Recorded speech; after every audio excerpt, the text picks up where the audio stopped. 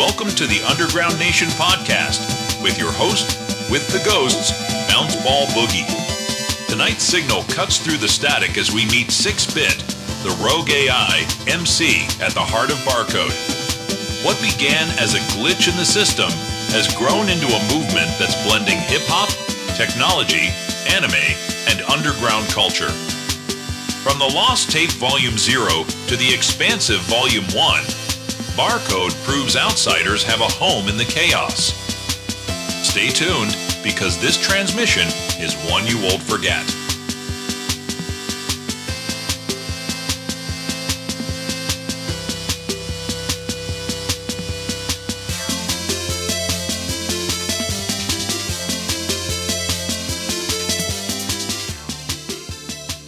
Underground Nation, welcome back. It's your host with the ghost, Bounce Ball Boogie. And tonight we're diving deep into the glitch. Our guest isn't just an artist, he's a signal, a myth, and a movement. At the center of his digital rebellion is 6-Bit, the rogue AI MC who turned code into culture. With over 20 years of hip-hop, tech, and digital media love poured into the project, Barcode has become more than music. It's a universe for misfits, gamers, anime heads, and hip-hop lovers alike. From the raw grit of Volume 0, The Lost Tape, to the expansive collaborations of Volume 1, Barcode, it's a broadcast that refuses to fit in, because it was never meant to. Tonight, we'll uncover the signal, the lore, and the mission behind 6-Bit and the Barcode crew. Welcome to the hot seat, 6-Bit. How are you? I'm great. Happy to be here. Happy to have you. It's an honor, man. Thank you so much for taking time from your busy-ass schedule. Yeah, no problem. You know, sometimes I have to assimilate into this world for dope podcasts, dope people. And, I'm here now. Yeah. He has simulated. You know, I really enjoy your live streams on TikTok and such. Giving love to artists and all that. That shows a lot about your character for doing that for others. Thank you so much. You know, it's something that has become such an important part of everything this is. And it was unanticipated, honestly. It was something we tried just as an experiment, and we decided to sort of go the community route instead of the review or criticism route. And it's just built a wonderful following of amazing people, and I'm just so excited to be a part of it. Absolutely. I wish more artists would extend more into the community building instead of just trying to slam things on the wall and see what sticks. Yeah, and I'm amazed at how many artists are willing to collaborate. I mean, this whole, Barcode Volume 1, our latest album, is born of so many artists that were just willing to collaborate. Barcode Volume 0, it was just myself and the main crew. Cashback, DJ Floppy Disk, and Mac Modem, and then as when we released that, it basically showed people what we could do. It put us out there, and then it paved the way for Barcode Volume 1, and basically everything else that we are planning, up to this point. So fantastic. Well, take us back. What was the exact spark that pushed you to give life to 6-Bit and the Barcode crew? Honestly, a lot of positive support. I mean, when I started talking about this, and, I was talking about making a character and making a whole project out of it, some people were, they thought I lost it, but it's a dedication that makes something what it is. If you go into it half-assed and you don't follow through on your vision, that's where the idea falters. And I think not only my dedication to the bit, but also Mac Modem, Cashback, and DJ Floppy Disk, all of us. We do BARCODE Radio every week, and they're all such a crucial part of everything this is. And I couldn't work with a better crew of people. They made it happen. Basically, I don't know. I've always made digital sound and beats. I've always been kind of a nerd. I've always been on the fringe of reality.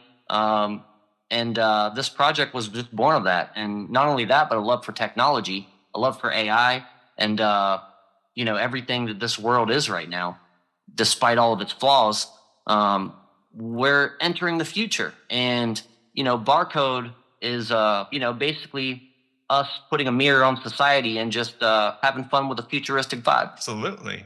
So the Barcode Radio, can anyone come join, or how do we submit to be a part of the Barcode Radio? Hold up. Anybody can join. Basically, you just you pop into the TikTok live on Friday, 7 p.m. PST. We have a link in the bio. You tap that link, you submit a song. We run through the queue. If you'd like feedback, we will give feedback. If you want some advice, we will give advice. But other than that, we're just there to rock with each other, just there to vibe out, there to provide a platform to be heard. And we offer a low pressure type of environment on our show. You're not there to impress anybody. You're there to show your art, and that's Exactly. what we're there to help provide. That's amazing. It's amazing. Like I said earlier, it's amazing that you're even willing to do that. Give others help amplify the voice. Thank you so much. Absolutely. How did hip hop and technology first merge for you? Was it through production, lyrics, or just the love of storytelling? Even my days on FL Studio, whenever I just started producing, I loved gritty synths. I loved dirty, gritty digital sounds. I love beeps. I love boops. I love lo-fi 8-bits. I love it all. And even then I was implementing all of those into my beats, and it only just escalated the longer I did it. I kept getting more digital, and I kept getting dirtier synths, and I kept getting crazier. And yeah, it's become an obsession and an addiction. And the toothpaste doesn't go back in the tube, and I couldn't imagine couldn't imagine not making the type of music that we make, because to us and to me, it's the music I want to make. It's the music I want to hear. And I've always said, like, do you make the music for them, or do you make it for you? And it's a little bit of both, but at the end of the day, you make it for you. You got to make the music for you. You got to make what you think, because if you start thinking about the negativity and the people that don't get it, who are you making music for at that point? You're not making music for the people that understand or get you. You're making music for some ghost version of a person that wouldn't even have supported you in the first place. So think of your fans, think of your friends, think of the people that support you. And, I don't know why I got on this, but that's what'll keep you going. Absolutely. And I appreciate you taking that extra step and sharing with us. Yeah. We're unlocking chambers of the mind of Six-Man. To answer your question, what fused it all really was, in the past, I would do all my own art. I do I do music videos that were animated with Flash. Now it's called Adobe Animate, but if anybody knows a Flash animation, I mean, I've made entire music videos by hand with Flash. And whenever the technology came about and I found out that I could plan out scenes and create custom models of myself, and make entire music videos and create worlds that previously would have been unavailable, I started thinking some more, and then I dove both feet in, and I was like, I'm going to do it all. I'm going to do the promos. I'm going to do my own art. I'm going to do my own backgrounds. I'm going to do everything I can in-house with me and the homies. And that's what we're doing. That's what we're going to keep doing. We're going to keep doing as much as we can in-house, despite what a lot of the hate, despite what a lot of the haters say. A lot of people think that the technology, hurts artists, but it empowers artists. You know what I mean? It's liberating. I don't have to spend hours and hours and hours doing something. And at the end of the day, people buy the product, not the process. So, it's not how much you bleed into something. It's your vision and the end product. But on the live stream last night, me and the guys, we do a talent search every Thursday and Saturday night on TikTok, looking for new artists, new music. And the AI subject came up. And my good pal Spot Vega, he brought up a term called craftcore. He feels that artists that utilize AI are a part of what he calls as craftcore, because essentially you're taking elements of AI to elements to help perfect your craft.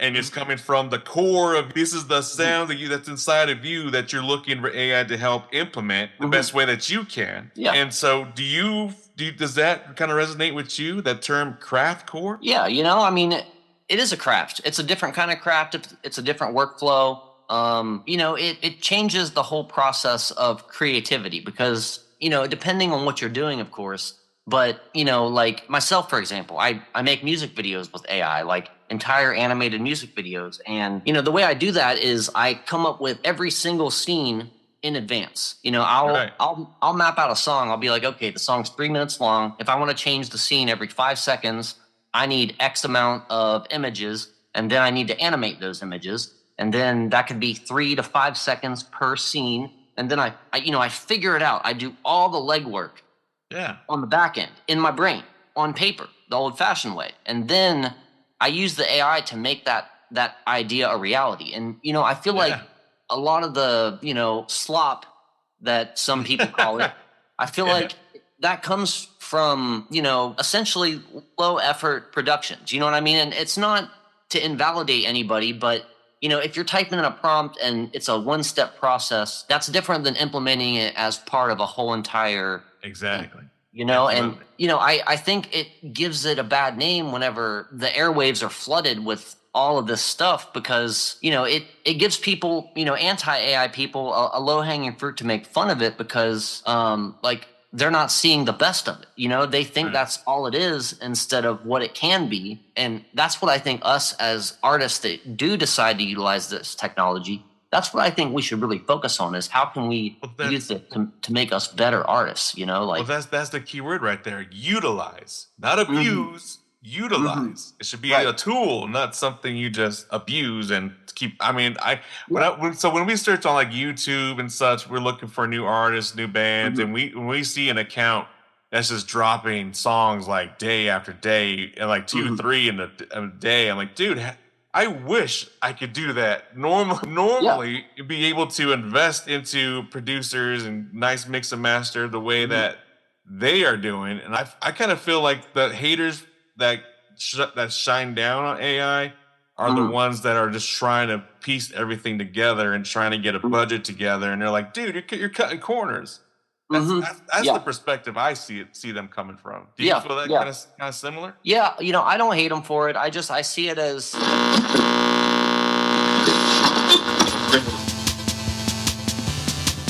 From the glitch to the grind, 6-bit rose out of the digital void, spitting code, culture, and chaos into the underground. But he's not the only one. The void is alive with countless voices breaking through the static, and we've got them all right here. Step into the signal at theunderground-nation.com, your home for rising artists, music news, and everything the mainstream can't contain. Underground Nation, where legends upload and misfits unite.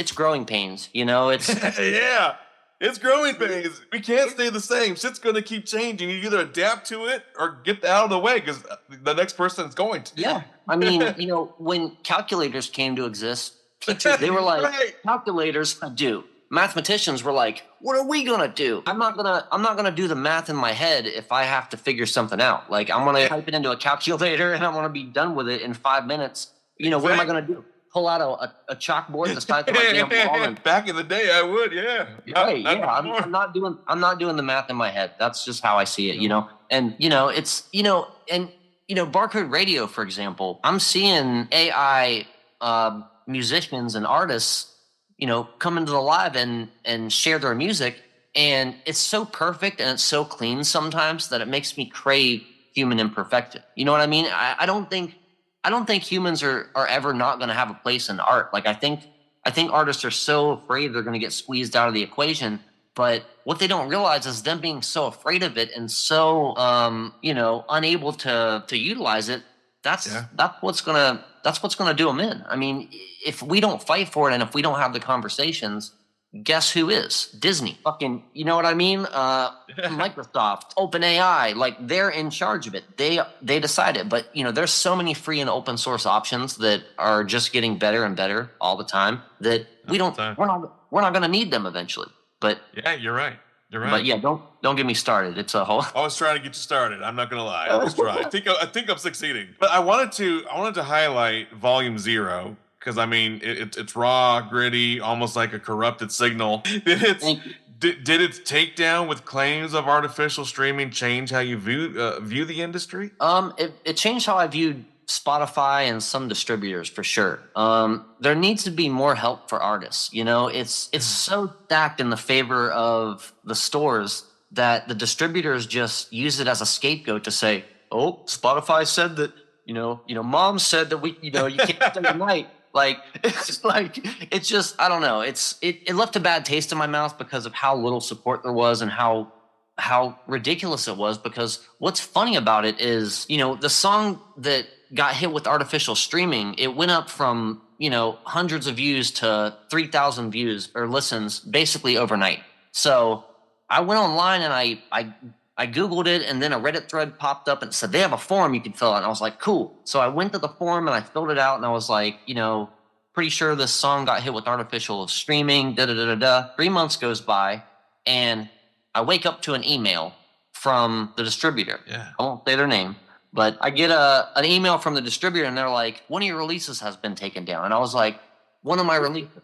I know exactly which one it is. So I go on over to Spotify and I look, and to my surprise, that song that got the 3,000 plays is still up. Yeah. But my entire album that I made, with my best friends, bled our hearts into it and our souls into it, they took the whole damn album down, and it wasn't even touched by the streams. It hurt me because, we worked our ass off on that album. It was everything that we had at that point. And, if they would have taken the one song down, fine. I told you about it. It's kind of fucked up still. Sorry. Yeah. Messed up. Yeah.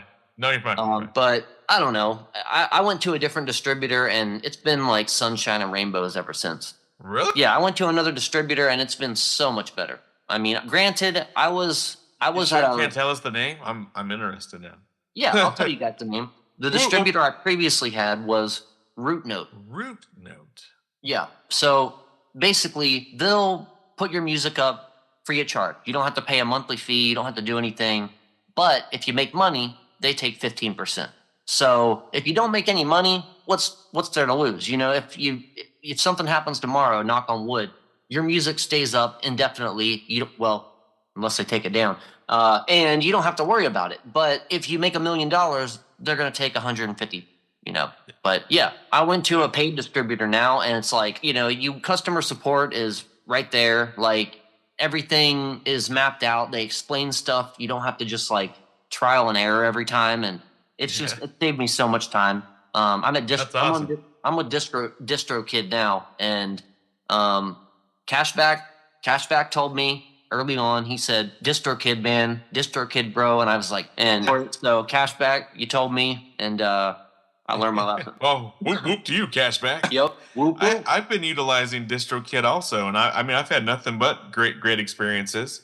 I've heard others, bash on it for whatever reason, and all the reasons really make no sense for me because, in my perspective, everything they ever complained about hasn't happened to me. So I'm like, maybe it's a you issue. But yeah, well, I'll never really know. I just hear and read the complaints and reviews. But I originally tried CD Baby, and I hated CD Baby. I cannot stand it. DistroKid seems like they care, and even if they just seem like it, that's more than I was getting with Root Note. So yeah. Thanks for at least trying. It's a fun little try. Yeah, right. Little lesson learned. That's cool. Right. Yeah. Well, that's awesome. But walk us through the studio setup. How does GALAKNOISE's production, DJ floppy disk mastering, and your writing collide to form the sound? Yeah. And now it's party mode inside the glitch. Here's 6-Bit and the Barcode crew with their track party time.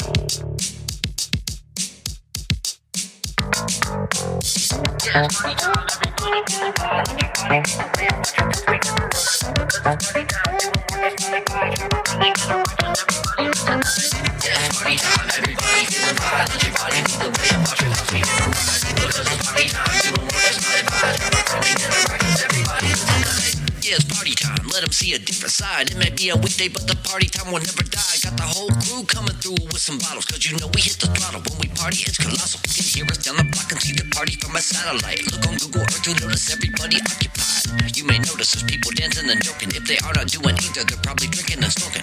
We got the drinks and the blunts are just steady rolling. Only been here 50 minutes and I can't even focus. The crowd is steady growing and everybody in motion. We toasting, we spilling drinks and we singing like karaoke. It's getting crazy, my memory's getting hazy. I'm wobbly and walking funny, I'm crawling just like a baby. I'm talking like I'm sedated, but I be feeling amazing. The combination's a delicate, complicated equation.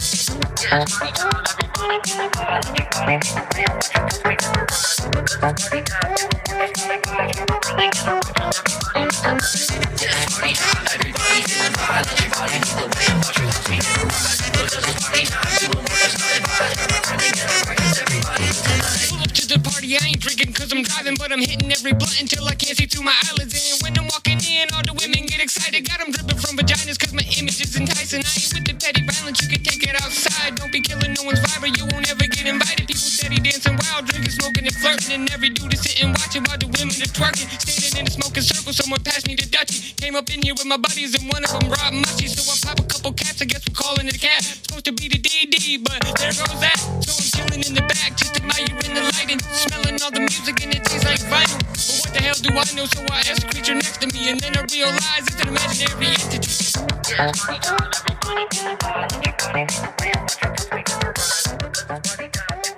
So GALAKNOISE actually lives in a derelict space station somewhere right on the outside of the rim of our galaxy. You guys, beam me up. We locked him up there. He wants to come back down so bad, but he's not coming down. He's up there making beat. We've got 40 beats. We can probably arrange that, but trust me, astronaut food after a couple years, it gets really old. He's explained it, but I won't. But yeah, we got 40 beats locked in the chamber. We haven't even released yet. So and not only that, but we're working on our next album that uses completely other beats. So trust me, we're getting our money worth out of Galactic. Yeah, he zaps the beats down to Earth. We get the beats. We send them through cyberspace to each other. We decide if we want to move forward with it or not. What vibe is it? What theme? Does anybody have any ideas? Is there a hook already? Did somebody already write a verse for it? You know what I mean? We don't go into it with a specific process. We go into it with with wiggle room. We go into it like if somebody has an idea for it and they have the excitement to just run with it, that's where we need to go, and that's usually where we take it. And from there, most of the time we all record at home at our own setup. Nice. If not, we record with DJ Floppy Disk, who he's trained, he's a professional. He uses Pro Tools, and the guy's a pro. He knows exactly what he's doing. He talks to me about frequencies and numbers and all this stuff, and I'm like, But the guy knows his stuff. Calculator. He's a true professional. He's the reason that all of our stuff has the level of quality that it has. I mean, from the first album to the second album, we really focused on the one thing that we can help, and that's quality. You know what I mean? And we can do our best to make it as clear as we can. We can do our best to, a lot of things aren't in your control with the process, but quality is one of those things. So we just, we care enough that we want to show what we can do, and all of us pour into that. But like I said, at the end of the day, DJ Floppy Disk, he's the end say. I'll send him some. I'm like, it sounds great, and he's like, hold on a minute, and then he sends something back. All right, you're right. I guess it didn't sound great, but it was pretty good to me.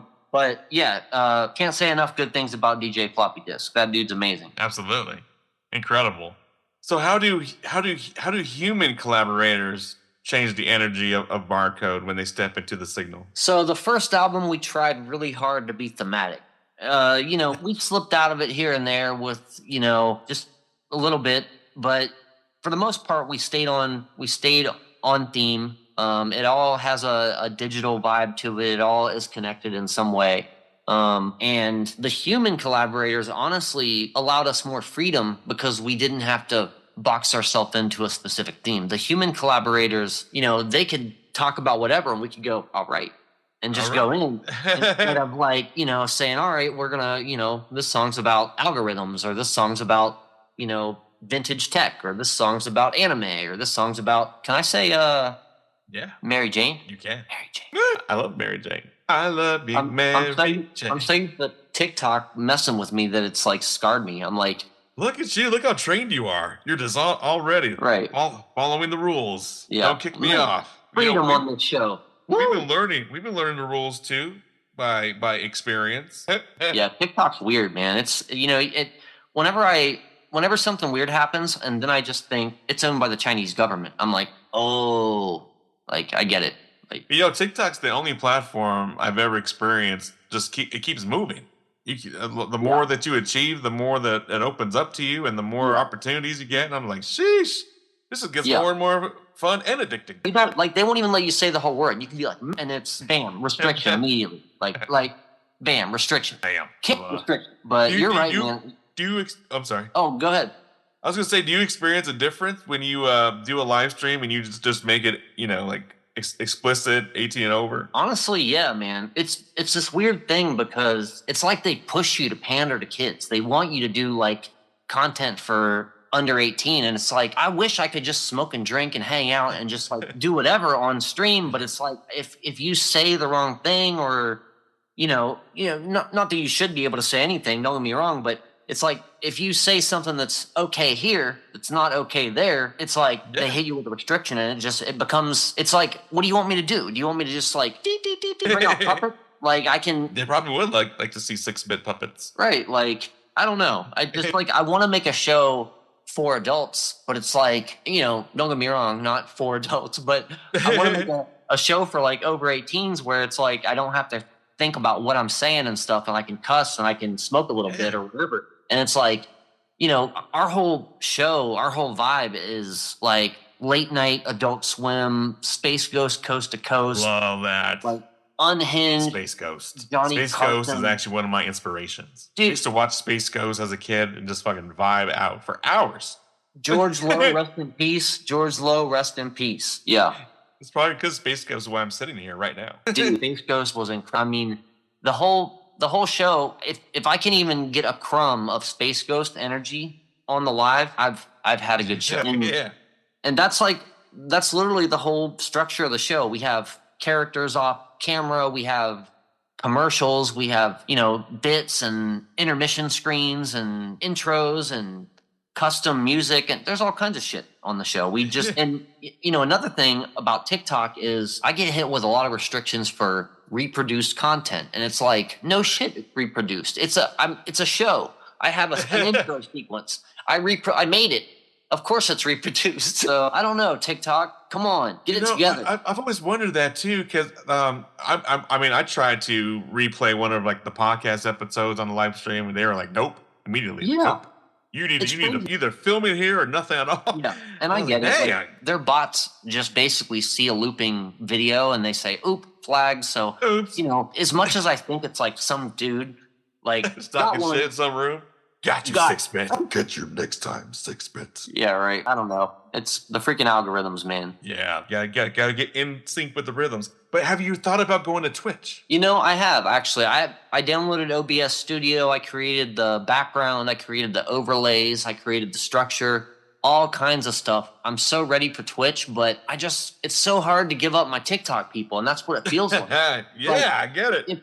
It's like if I'm having a show, I want to have it with my family. You know what I mean? And it's like, it feels so weird to just like, let's just start over here. That's weird. I get it. I get that. Yeah. I feel that. And, it's like, just pull them on over. I don't know. Not everybody likes Twitch, and TikTok TikTok has a weird, fan base of just, insanely talented people. I mean, I could not tell you how blown away I am by some of the artists that come through BARCODE Radio and share their music, man. And it makes me humbled to even be able to hear their music. And, it makes me want to provide an even more positive environment because, I feel like one bad review could end somebody. And I'm trying to be the opposite of negative review shows.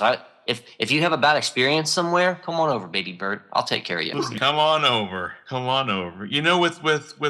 the BARCODE lore now, correct me if I'm wrong, but I understand it's possibly extending into books, radio dramas, glitch transmissions. How do you keep the balance between the storytelling and the songwriting? That's a very good question. They're separate. I mean, we let lore and stuff from the book and the cyber tales leak into the songs, but we don't really try to make the songs lore accurate or anything. You know, if the song needs to go somewhere that's, you know, not thematic, totally fine. You know, we'll go there. We're happy to accommodate that. Yeah, you know, we do it separate. And honestly, it becomes tough because, you know, working with a team, I'm the type of person, and it's something that I'm working on, but it's like if I get an idea, I start thinking about it, and next thing I know, I'm working on it obsessively until it's done. I mean, it's sometimes when I start to think of it, I'm like, don't think about it. Don't think about it. Don't do it. Don't do it, 6-bit.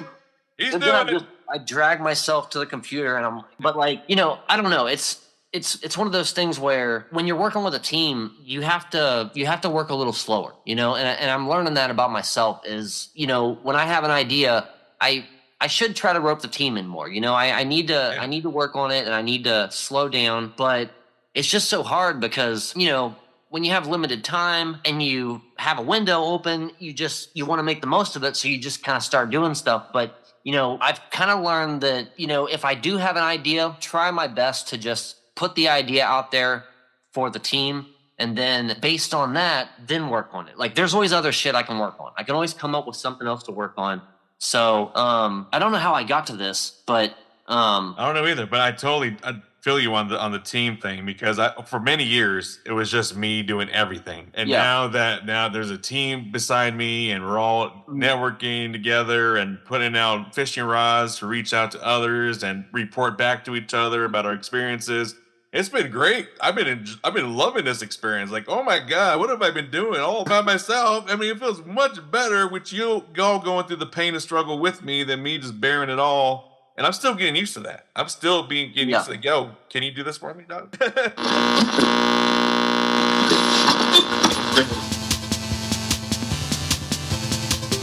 Looking for the real voices, the raw stories, and the underground culture they don't show you on the surface?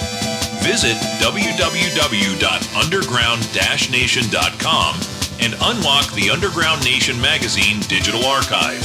From exclusive interviews with rising artists and tattoo legends to full issues packed with underground music, ink, fashion, and rebellion, it's all there. New issues drop regularly.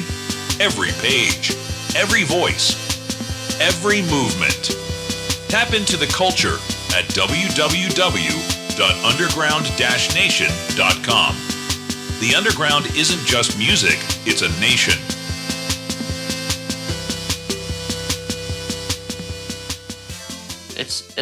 It's tough to delegate tasks, man. And I don't know. I'm like the type of person that, you know, even at work, it's like they've said like, hey, you know, delegate tasks, try to train people. And I'm just like, I'm the type of person where it's like, I can do it in 5 minutes, or I can train you for 2 hours. I'm just gonna move out of the way. Let me just do it real quick. But wouldn't you get some leisure of being able to train them, being able to kind of milk the clock a little bit? Yeah, sometimes. Yeah, I get it. Now that we kind of bring that up, I mean, if you don't mind me asking, like, independent projects like yours require constant funding.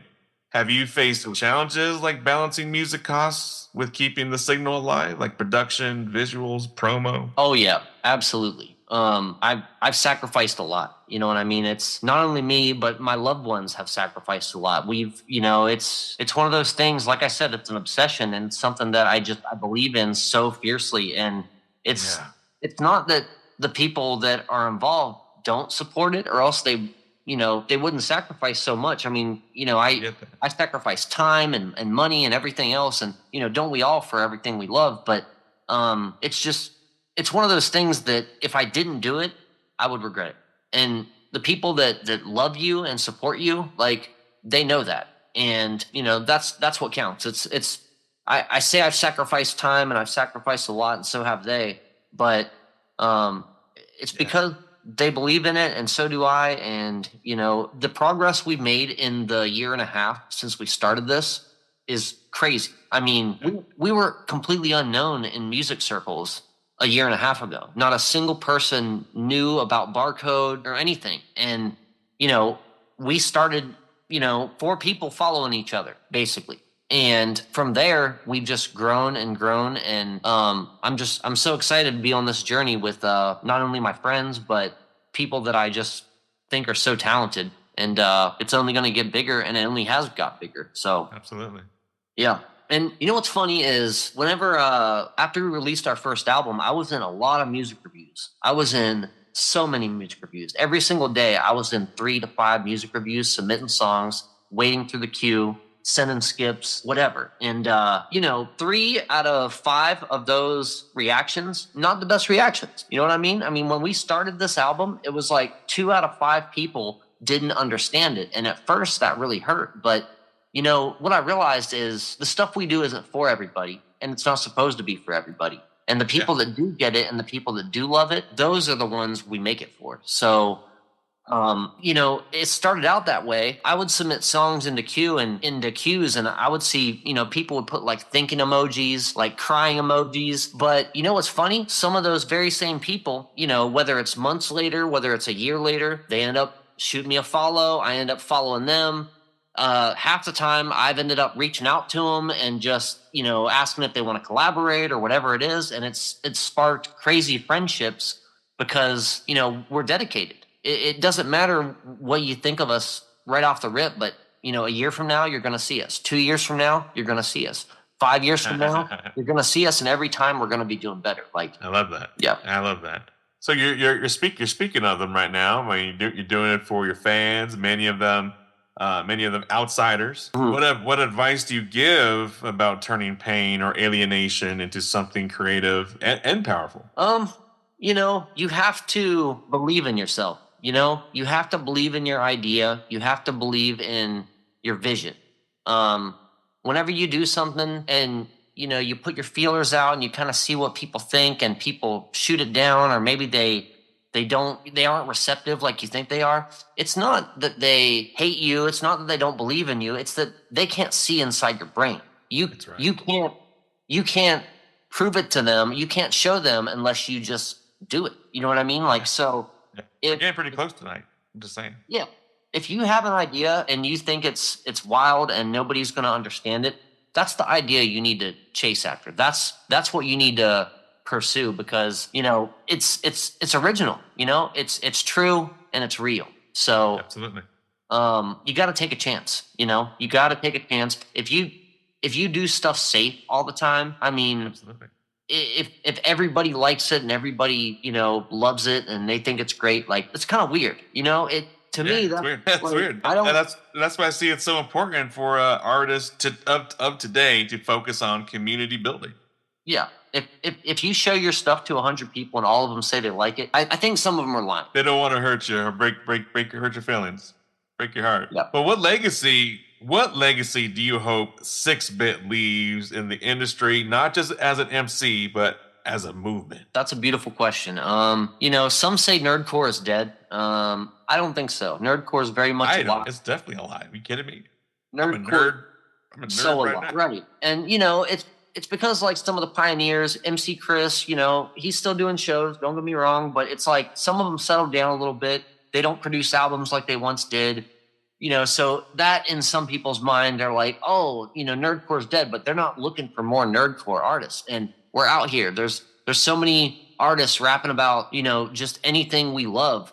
And that, to me, is what nerdcore is at its heart, is, people writing music about weird stuff that they love that is nerdy. You know what I mean? And whether video games or astrophysics or sci-fi or anime or whatever it is, participate in nerdcore, everybody.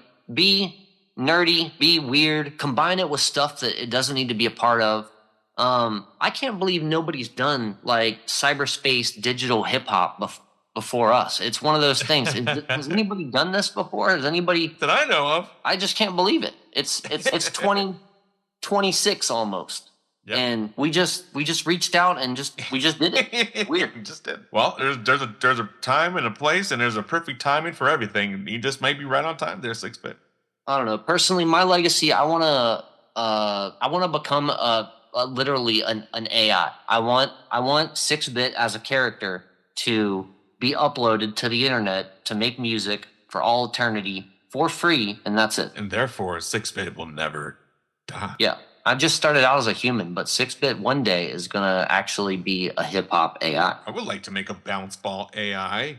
I want to live forever. Yeah, I'm telling you. Yeah. You know, I was actually thinking like if you like taught your younger generation, like my son, for example, like, listen, my voice is right here. When I'm gone, you can keep making money off my name, my brand. I think that's a cool idea. Something I probably should think more about. I feel like I fumbled your question. Let's see. No, you did great. Kidding me? We're just talking about your legacy. My legacy. You said something most artists won't even consider right now. Keep the signal alive here, 6-bit, and the Barcode crew turning the void into rhythm with their track bit bop.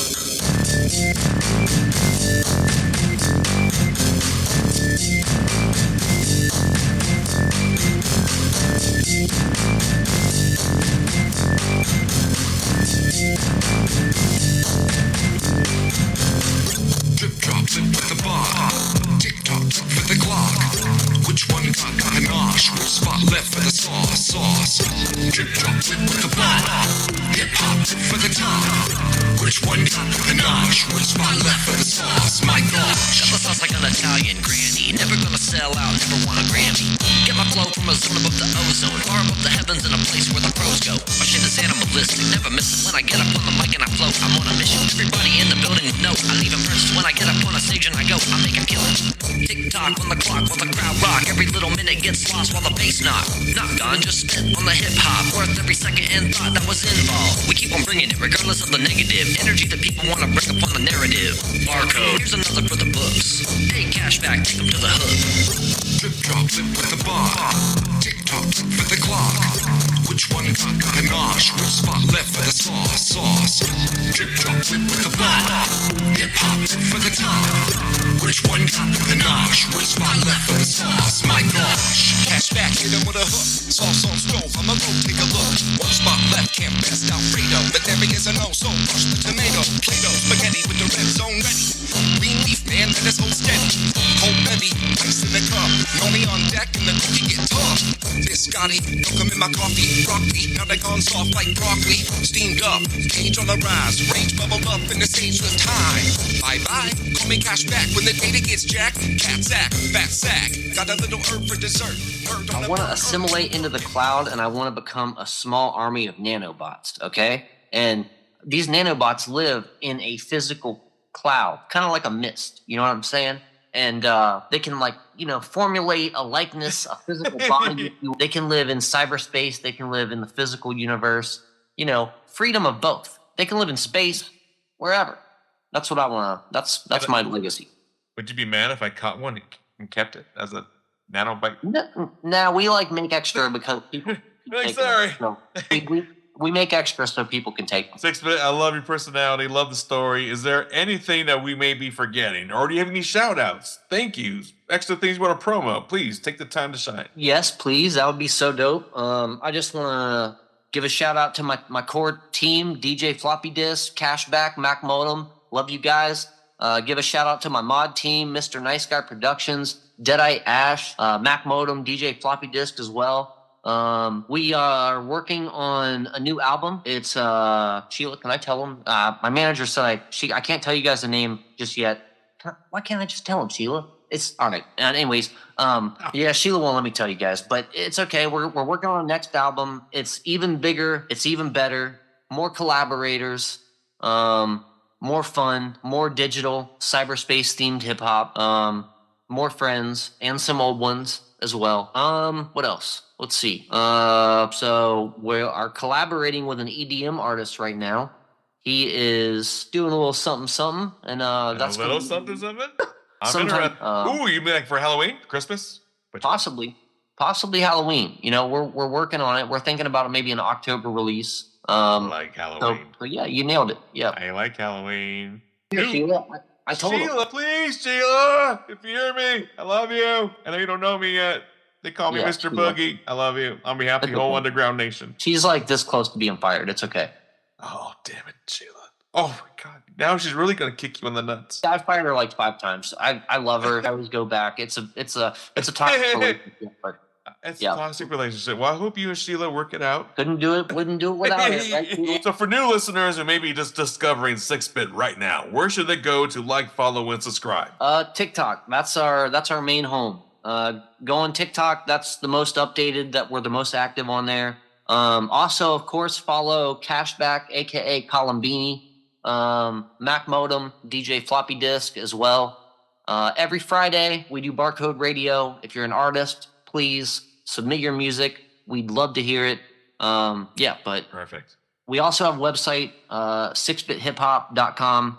Go on there. You can get all of my socials and all of that stuff. And I hope to see you guys on TikTok. And again, that was 6bithiphop.com. Very cool. Very cool. And that's the transmission, y'all. Big shout out to 6-Bit and the entire Barcode crew for stepping into the Underground Nation podcast tonight. If you felt the glitch, if you vibed with the broadcast, do your part to keep the signal alive. Like, follow, and subscribe to 6-Bit on TikTok, and to go to 6bithiphop.com to discover him on all platforms. And don't forget to stop at the Underground Nation. That's www.underground-nation.com, and search for all upcoming underground artists we are premiering on our wonderful website and publication. Make sure to go on your favorite platform. We are looking to get our reviews up. Drop us a review, take a snapshot, just search Underground Nation Podcast. We are on Spotify and Apple Podcasts, wherever you get your podcast. Drop us a review, take a snapshot, send it in to us, and we'll give you a shout out on an upcoming episode. So, this is your host for the Ghost, Bounce Ball Boogie, reminding you, stay underground, stay united, and never, ever let the signal die. Thank you, 6-Bit. Thank you so much, Bounce Ball Boogie. I appreciate your time, and this was a lot of fun.